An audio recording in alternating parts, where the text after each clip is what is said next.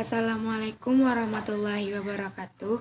Perkenalkan, saya Regina Fadila dengan NIM 21042199 ingin mempresentasikan materi tentang sistem hukum dan struktur hukum dengan dosen pengampu Bapak Aldri Rinaldi. Yang pertama yaitu sistem hukum dunia. Sistem hukum di dunia secara umum terbagi atas 5 sistem utama. Yang pertama hukum sipil, yang kedua hukum umum, hukum sosialis, hukum agama, hukum adat ataupun gabungan-gabungannya. Walaupun begitu, sistem hukum di tiap-tiap negara memiliki watak dan latar belakang yang berbeda-beda.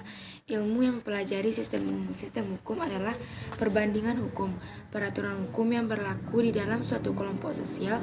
Ketentuannya tidak terpisah-pisah dan tidak tersebar bebas, melainkan ada dalam satu kesatuan atau keseluruhan yang masing-masing berlaku sendiri-sendiri.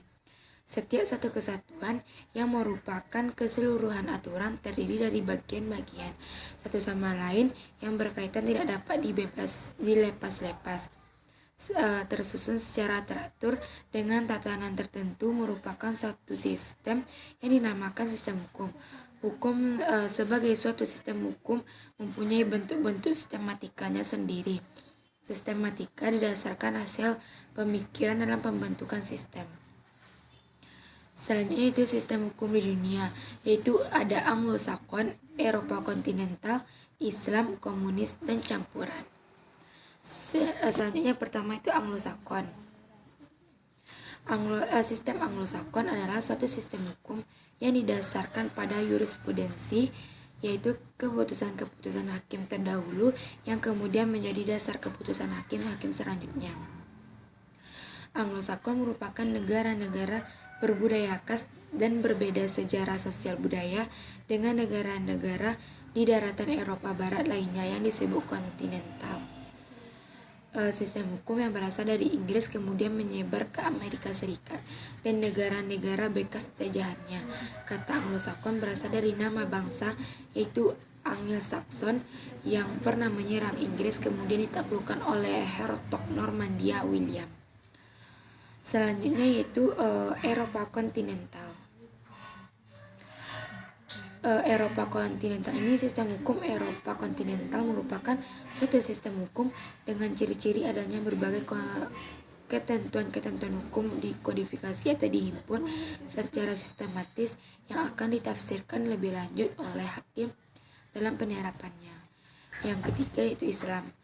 Hukum Islam atau syariat Islam adalah sistem kaidah-kaidah yang didasarkan pada wahyu Allah Subhanahu wa taala dan Rasul Allah mengenai tingkah laku mukallaf, yaitu orang yang sudah dapat dibebani kewajiban yang diakui dan diyakini yang mengikat bagi semua pemeluknya. Dan hal ini mengacu pada apa yang telah dilakukan oleh Rasul untuk melaksanakannya secara total. Syariat Islam menurut istilah berarti hukum-hukum yang diperintahkan Allah Subhanahu wa taala untuknya yang dibawa oleh seorang nabi, baik yang berhubungan dengan kepercayaan akidah maupun berhubungan dengan amalia. Ruang lingkup hukum Islam, yaitu syariat Islam menurut bahasa berarti jalan yang dilalui umat manusia untuk menuju kepada Allah Ta'ala.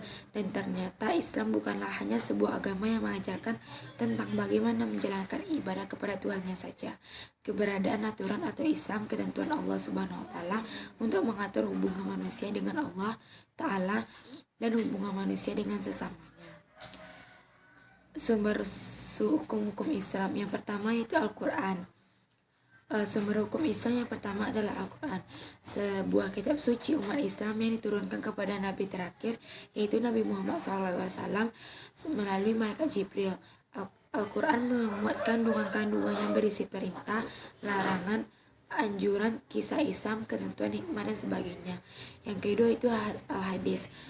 Sumber hukum Islam yang kedua adalah Al-Hadis, yakni segala sesuatu yang berlandaskan kepada Rasulullah SAW, baik berupa perkataan, perilaku, diamnya beliau. Di dalam Al-Hadis terkandung aturan-aturan yang merinci segala aturan yang masih global dalam Al-Quran. Yang keempat itu komunis. Komunisme secara bahasa Latin adalah komunis.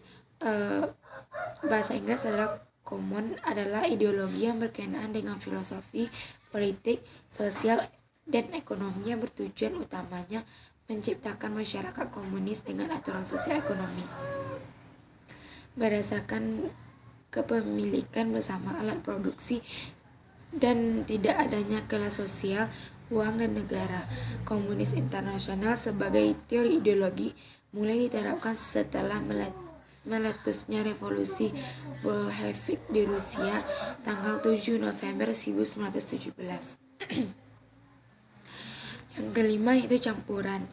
Hukum campuran merujuk pada kombinasi berbagai elemen hukum legal yang telah dipaparkan di atas. Hukum campuran juga dikenal dengan sebutan hukum pluralistik. Ini menggabungkan beberapa sistem legal sebagai hukum sipil, hukum adat, dan hukum negara.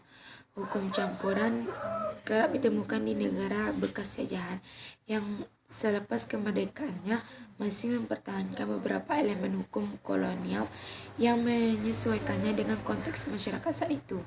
Beberapa sistem hukum campuran dapat ditemukan di negara bagian Louisiana yang menggabungkan antara hukum sipil dan common law. Demikian juga Afghanistan yang mencampurkan antara hukum sipil, hukum adat, dan hukum syariah. Selanjutnya itu sistem hukum yang dianut di Indonesia.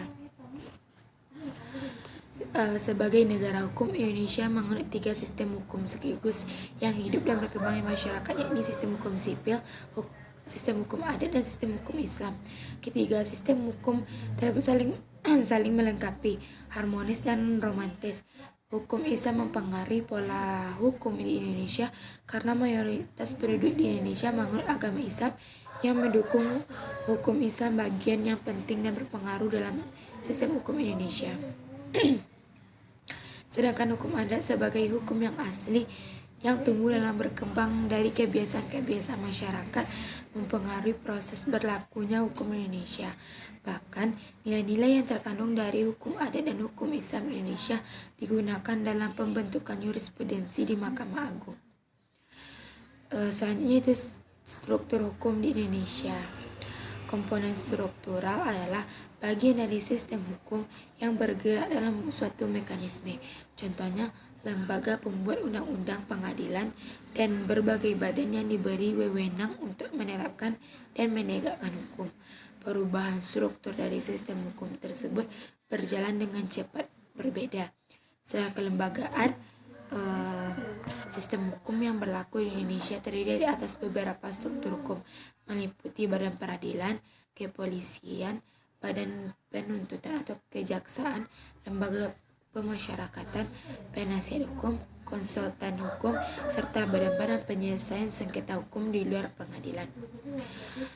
Budaya hukum adalah sikap manusia terhadap hukum dan sistem hukum, kepercayaan, nilai, kepemikiran, serta harapannya. Baiklah, hanya itu yang dapat saya sampaikan. Kalau ada salah dan janggal, saya mohon maaf. Saya sudahi dengan wabillahi taufiq wal hidayah. Assalamualaikum warahmatullahi wabarakatuh.